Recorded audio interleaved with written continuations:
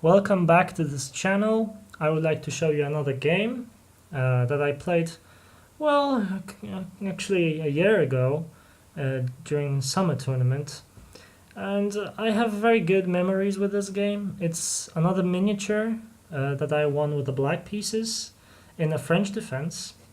And I actually recalled this game because I was looking for a good repertoire with black against e4. And when I've heard someone talking about the French defense, I just remembered this game. And I just really wanted to show it to you. It's very nice. Here, after e4, my opponent was white, played e4. I played the move e6 in order to surprise my opponent. Because I knew him pretty much for a long time.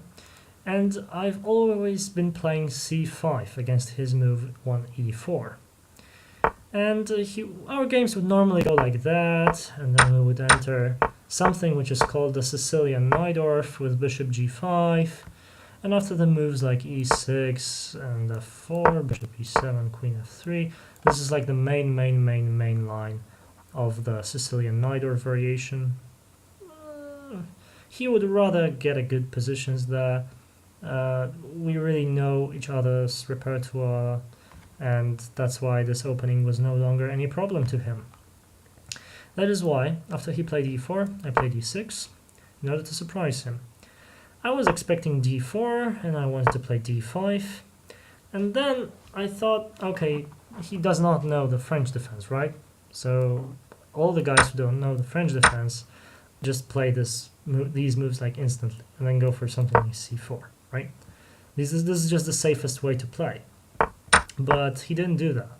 He surprised me with the move knight to c3. To which I replied knight f6. This is the main line of the French defense. And my opponent played e5, attacking my knight. This is the main line, the Steinitz variation. I move my knight to d7, simply protecting my knight. And my opponent played f4. Again, very logical. Not only just defending his pawn, but also advancing his pawns on the king's side, where he would probably try to get some attack going. And I play c5, counter-attacking his center. This is the main idea in the French defense. You just push the pawn to c5 in order to put pressure on the pawn on d4, which now becomes the focal point of the position. My opponent played bishop e3, defending it. I played knight c3, knight c6, attacking it. My opponent played knight f3, defending it, and now I played c4. Now, the c4 move is not very popular, and I would even say it's not very accurate. But my opponent played the main line of the French, and he seemed pretty confident, which was surprising to me because I have never played the French defense against him. So I wanted to mix things up a little bit. And that's why I didn't play the main move, which is probably queen b6 or c takes d4.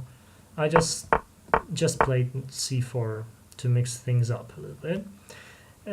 It grabs a lot of space on the queen side. Later on, my plan is to play a6 and b5 and b4, attack his pieces there. And this will actually be his fatal mistake to allow that. He played queen to d2, just developing pieces. I played a6, preparing b5. As I said before, this would be very good to attack with these pawns. And here, this is the main strategical mistake in the position. Now, my opponent played queenside castle, which I think is just a very bad move from the strategical point of view. Maybe from a tactical point of view, it's not that bad. The position is surely not losing. But he's just castling into my attack. I'm just going to play b5, bishop b4, queen a5. I will move these knights in. All of these pieces will just put so much pressure on his position now. There was completely no need to do that. So I played bishop b4, developing my piece with a tempo, actually, somewhat a tempo, because with a pin, let's say. But this pin is really unpleasant. To him it's very unpleasant because if he moves this queen, I mean, I can take this knight and then his pawn structure on the queen side will be a mess.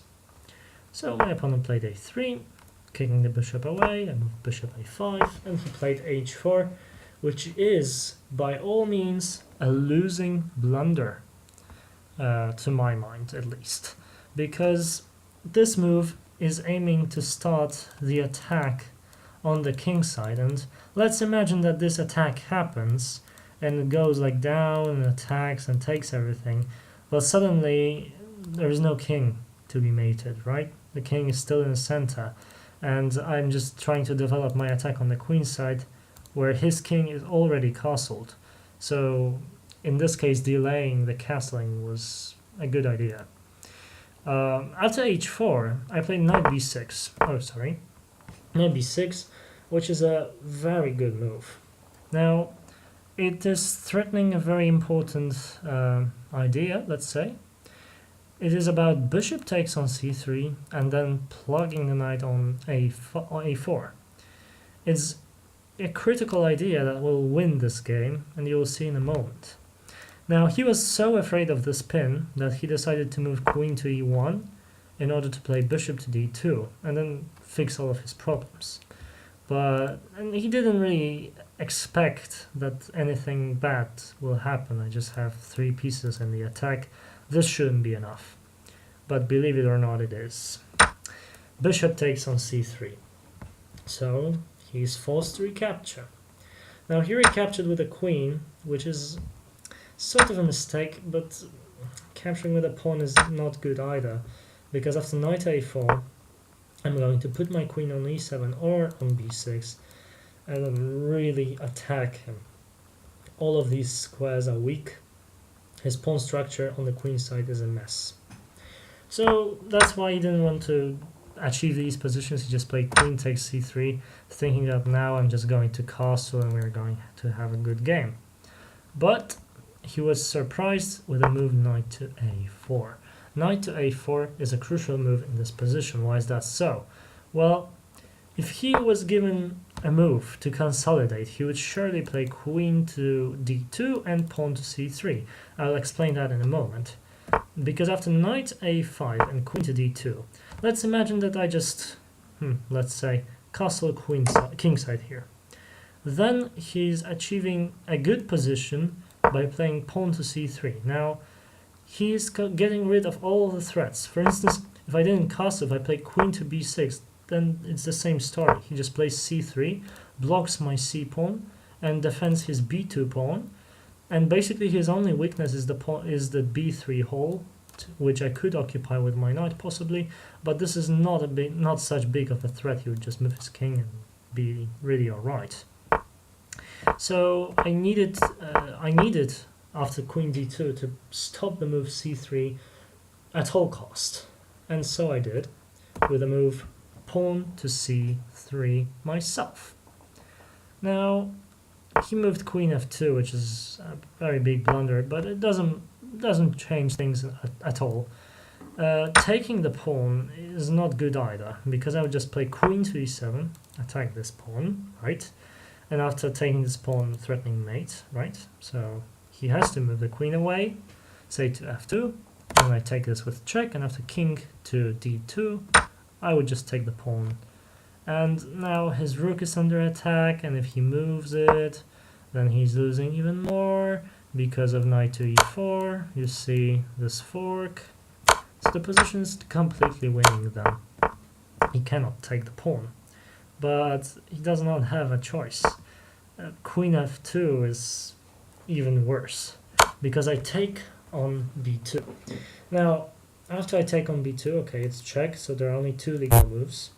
He can move to b1, but then after knight to c3 check, well, he might think, okay, I'll give away this rook, maybe take this pawn. Not really, because after he takes the pawn, not only do I take the rook, but I also fork his king and queen. So after he moves, I just take the queen. Completely winning position. So he didn't move to b1, he played to d2, and I gave a check on a5, simply pushing his king away from this diagonal. Now he played king d2, which is losing instantly. After knight c3 he resigned. In view of this continuation, say king e3, I just take the rook, And now I'm threatening his queen and I'm ready to promote my own queen. The best move here is queen e1, after which I'm just taking the pawn here, check, taking d2, and now, well, b1 queen is good enough. I have two queens now. If he takes on d1, then I just take on d1, up a whole queen, also taking this bishop. So there's no talk of surviving here. If he played a different move like king to d3, this doesn't save him at all. There are many moves that win. Let's say queen to c3. If king e2 is played here, then queen takes on c2. He can either go back or block. This doesn't really matter. If bishop e3, for example, blocking, then it doesn't stop me. Just knight c3, king e1, and queen takes rook, mate. Or, well, had he blocked with a rook, then I would just play knight c3 again, and after king e1, just b1 queen, and rook d1, and queen takes queen mate, and queen takes rook mate. So really, there is no chance of surviving for him in this position. You can check it out yourself if you want. Well, I think the crucial mistake, just to emphasize, was this moment here, where after I played the dubious move, c4, he completely disregarded its dangers and simply castled queenside right into my attack, which proved to be really deadly. And this was a very bad strategical decision by my opponent that we should learn from. And h4 was a crucial blunder. He completely disregarded this threat of knight coming to a5 and c3, which simply broke his position apart. So I really liked this game, and I was really happy when I recalled it. So what do you think about this game? Do you enjoy it? Did you enjoy it as well? Let me know in the comment section below, and see you in the next video. Bye.